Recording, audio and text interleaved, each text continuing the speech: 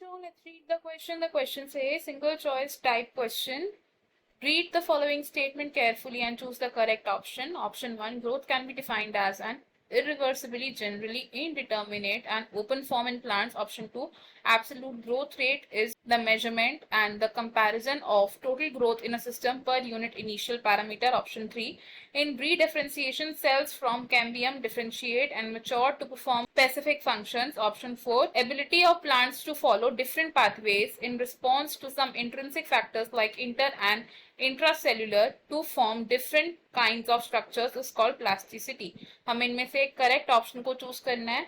सबसे पहले बात करते हैं इस क्वेश्चन में यूज होने वाले की कॉन्सेप्ट की. इन दिस क्वेश्चन हमारा की कॉन्सेप्ट होगा ग्रोथ. सबसे पहले बात करें अगर हम अपने ऑप्शन 1 की, तो हम ग्रोथ को कैसे डिफाइन कर सकते हैं. तो ग्रोथ होता है एक irreversible permanent increase in size. It is irreversible permanent increase in size of an organ or its parts या फिर इवन एक सेल. और जो ग्रोथ है प्लांट्स में, ग्रोथ कैसी होती है. प्लांट्स में ग्रोथ होती है ओपन फॉर्म की, विच मीन्स इसमें न्यू सेल्स का एडिशन होते रहता है by the activity of meristematic tissues. And usually जो हायर प्लांट्स होते हैं, इनमें ग्रोथ किस पैटर्न को फॉलो करती है. इट फॉलोज इनडिटर्मिनेट ग्रोथ को फॉलो करते हैं, विच मीन्स जो ग्रोथ है वो टर्मिनेट नहीं होती है. सेकेंड अगर बात करें एब्सोल्यूट ग्रोथ रेट की, एब्सोल्यूट ग्रोथ रेट, तो इसमें हम क्या करते हैं, we compare and measure the total growth of living system per unit time. और एक ऐसा ग्रोथ रेट जिसमें हम एक सिंगल पैरामीटर के बेसिस पर मेजर करते हैं ग्रोथ को, that is the relative growth rate. Option 3 की अगर हम बात करें रिगार्डिंग द रीडिफरेंशिएशन, तो रीडिफरेंशिएशन को हम कैसे समझ सकते हैं. जो प्लांट के सेल्स होते हैं of root and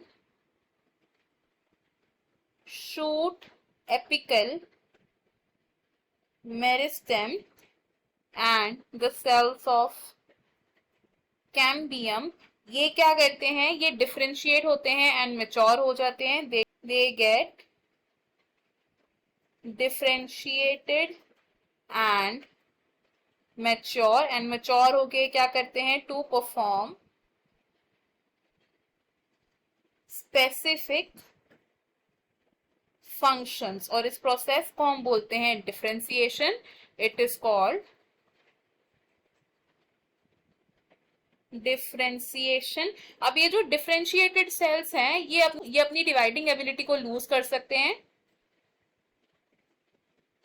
differentiated sales क्या करते हैं, they can lose the ability to divide and then ये दोबारा से रीगेन कर सकते हैं इस एबिलिटी को, and then this process is called as